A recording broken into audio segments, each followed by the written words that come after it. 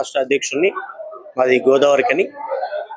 2006లో శ్రీమతి కల్వకుంట్ల కవితక్క గారి యొక్క సారథ్యంలో ప్రొఫెసర్ జయశంకర్ సార్ యొక్క స్ఫూర్తితోటి, వారి యొక్క ఆశయ సాధనతోటి ప్రారంభమైనటువంటి యొక్క తెలంగాణ జాగృతి ఇప్పటి వరకు కూడా అనేకమైనటువంటి కార్యక్రమాలు, ఒక సాంస్కృతికమైనటువంటి యొక్క విప్లవం కావచ్చు, చారిత్రకమైనటువంటి యొక్క వారసత్వ సంపద గురించి ఇతరం శ్రమిస్తూ కష్టపడి పనిచేస్తూ ఉన్నటువంటి నాయకురాలు కవితక్క గారు.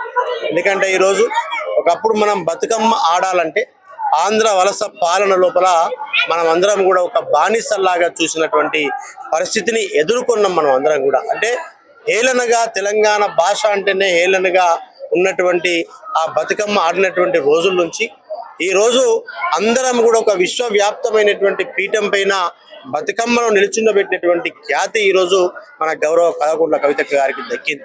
ఎందుకంటే ఈరోజు మన యొక్క సంస్కృతి గ్రామీణ ప్రాంతం నుంచి మొదలు పెడితే ఈరోజు మన యొక్క మూలాలు అనేటువంటివి కనుమరుగవుతున్నటువంటి కళలు కావచ్చు, మన యొక్క సంస్కృతి కావచ్చు, మరి అవన్నీ కూడా జీవం లేక సజీవం లేక మూలన పడుతూ ఉన్నటువంటి యొక్క రోజుల లోపల, కనుమరుగైతున్నటువంటి రోజుల లోపల వాటిని కాపాడుతూ సజీవంగా వాటిని అదే విధంగా మరి కాపాడుతూ ఇప్పటి వరకు కూడా ఒక విప్లవం లాగా పనిచేస్తూ ఉన్నటువంటి నాయకురాలు కవితక్క గారు. అయితే సార్ ఇప్పుడు ఇది ఫ్రీ విద్యా వైద్యం అని చెప్తున్నారు, ఆ సాధ్యం ఎంతవరకు సాధ్యం అవుతుందో దీని గురించి ఓకేనండి.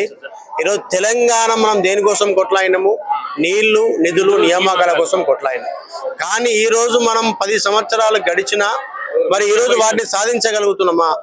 ఈరోజు ఆ విద్యను అనేటువంటి మనము ఏదైతే అనుకున్నామో దానికి గోల్లో మనం రీచ్ అయినామా? కాలేకపోయినాం. వైద్యం కూడా ఈరోజు హాస్పిటల్లోకి వెళ్ళినట్లయితే బీదవాళ్ళు ఈరోజు హాస్పిటల్లోకి వెళ్ళి వైద్యం చేసుకోలేని పరిస్థితి. కార్పొరేట్ హాస్పిటల్లో కూడా ఫ్రీ వైద్యం, ఇంకా కార్పొరేట్ విద్యా సంస్థలు కూడా నా బాధ్యతనే మీ పిల్లలకు అని చెప్తుంది. సాధ్యం అవుతుందా? ఓకేనండి. ఒకటి ఏంటిది 100% ఈరోజు సక్సెస్ అవుతారండి. ఎందుకు అంటే విద్య అనేటువంటిది ఈరోజు అందరికి అందాలి. మరి అందరికి అందాలంటే ఈరోజు కార్పొరేట్ స్కూల్స్ కావచ్చు, కాలేజెస్ కావచ్చు వచ్చి బీద వాళ్ళకి ఈరోజు అందనంత దూరం లోపల ఈరోజు విద్య ఉన్నది. మరి ఈరోజు ఫ్రీ ఎడ్యుకేషన్ పెట్టినట్లయితే తప్పకుండా బీద ధనిక ఏ తేడా అనేటువంటిది ఉండదు. అందరూ కూడా ఒకే రకమైన చదువుకోవడానికి అవకాశం ఉంటుంది. రేపు వాళ్ళు గొప్ప వాళ్ళు కావడానికి అవకాశం ఉంటుంది. ఏదో ఒక రకమైన ఉద్యోగం ఏదో ఒకటి రావడానికి అవకాశం ఉంటుంది. 100% సాధ్యం అవుతుందండి. ఎందుకు కాదు? ఈ రోజు ఇన్ని పథకాలు సాధ్యమవుతున్నటువంటి తరుణం లోపల తమిళనాడుకి జైలు తెల్ల అమ్మాయిందో మన తెలంగాణకి కవితకి ఇంకో అమ్మ అవబోతుంది చెప్తున్నది. ఇప్పుడు నేను మీకు ఒక అమ్మలా ఉండబోతున్నాను, ఏలాంటి బిడ్డను ఎలా రక్షించుకోబోతున్నాను. ఇంకోటి ఏంటంటే మన పాత టీఆర్ఎస్ ఎప్పుడైతే కనుమరుగైపోయినా మన కొత్త టీఆర్ఎస్ వచ్చేసి ఇది మన కొత్త టీఆర్ఎస్ కాదు, మన పాత టీఆర్ఎస్ తిరిగి వచ్చిందని చాలా మంది కార్యకర్తలు కూడా చెప్తున్నారు. దాని గురించి మీరేమంటారు? ఓకేనండి, తప్పకుండా ఈరోజు మన ప్రాంతీయ భావం అనేటువంటిది బాగా వెల్లివిరుస్తుంది. మన గ్రామాల్లో కావచ్చు, పట్టణాల్లో కావచ్చు. మన తెలంగాణ అంటే అందరం కూడా నడుము కట్టుకునే ముందుకు కదిలే పరిస్థితి ఉంటుంది. మరి ఈరోజు తప్పకుండా మన ప్రాంతీయ పార్టీగా ఈరోజు కవితక్క గారు ప్రతి గ్రామానికి కూడా వారు సేవలు అనేటువంటివి ఇంతకుముందే మరి అందినాయి. ఇప్పుడు కూడా పార్టీ పరంగా ఏమవుతుంది అంటే ప్రజల పక్షాన కొట్లాడేటువంటి ఒక విధానం ఇప్పుడు తయారైతూ ఉంటుంది.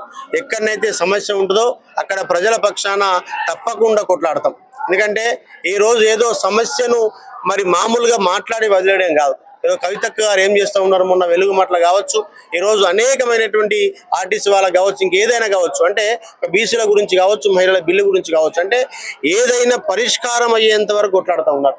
అంటే ఈ సమస్య ఉంది, దీన్ని పరిష్కరించండి అని చెప్పేసి అని వదిలేస్తలేరు.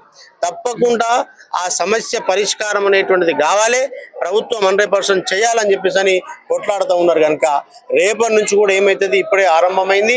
ప్రజల పక్షాన ఏ సమస్య ఉన్నా కొట్లాడి ఆ సమస్యను పరిష్కరించుకోవడం అనేటువంటిది ఇప్పుడు కవితక్క గారి ముందున్నటువంటి యొక్క కొంతమంది బీఆర్ఎస్ నాయకులు ఆల్రెడీ కామెంట్స్ చేశారు, ఇది టీఆర్ఎస్ కాదు జనసేనది కొత్త పార్టీ, వాళ్ళు సేనాన్ని తగిలించుకున్నారంటే. లేదంటే అది మన టీఆర్ఎస్ కాదు, వాళ్ళ టీఆర్ఎస్ కాదు, అది జనసేన వాళ్ళ త్యాగంచి ఇచ్చినది కాకి కొంచెం అదంతా అని చెప్పి కొంతమంది బీఆర్ఎస్ నాయకులు ఆల్రెడీ కామెంట్స్ దాంట్లో స్టార్ట్ చేశారు సోషల్ మీడియాలో. దాని గురించి మీరేమంటారు? ఓకేనండి, ఇప్పుడు ఆ టీఆర్ఎస్ వేరు, ఈ టీఆర్ఎస్ వేరు. ఆ టీఆర్ఎస్ నుంచి ఏం చేసినారు? బీఆర్ఎస్గా మార్చుకున్నారు. భారత రాష్ట్ర సమితి అయింది. మరి ఈరోజు మనం ఏం చేసినాము? తెలంగాణ రాష్ట్ర సేనగా ఈరోజు పార్టీ ఆవిర్భవించింది.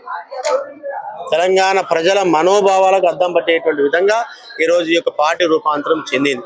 కనుక టీఆర్ఎస్గా ప్రజల పార్టీగా ముందుకు పోతుంది.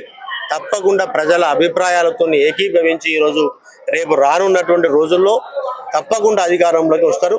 కల్వకుంట్ల కవితక్క గారు సీఎంగా తప్పకుండా ఎవరైనా చూస్తాం. సో ఇప్పుడు కొత్త పార్టీ, కొత్త జెండా, దానిపైన మీకు ఏమనిపిస్తుంది? ఎలా అనిపిస్తుంది మీ అనుభవం? తప్పకుండా ఈరోజు చాలా మంది యూత్ అనేటువంటి వాళ్ళు ఈరోజు రాజకీయంలోకి ఎదగడానికి చాలా మంది కూడా ముందుంటున్నారు. కానీ అవకాశాలు లేక ఏమవుతుంది, వాళ్ళు కొంతవరకు పరిమితమైతే ఉన్నారు. ఈరోజు కవితక్క గారు ఏం చేస్తూ ఉన్నారు, యువతకు పెద్దపీట వేస్తాం, మనం తప్పకుండా వాళ్ళకి అవకాశాలు ఇస్తాం, రాజకీయంగా వాళ్ళు కూడా ఎదగాలనేటువంటి ఒక విధానంతో వాళ్ళు ముందుకు వస్తూ ఉన్నారు. కనుక యువతకు పెద్దపీట అవుతుంది. రేపు రానున్న రోజుల్లో ఈ యువత రేపు మనం ఎమ్మెల్యేలుగా ఎంపీలుగా చూడబోతూ ఉన్నాం. తప్పకుండా ఇది ఒక నిర్మాణాత్మకమైనటువంటి తెలంగాణగా మనం చూడబోతాం.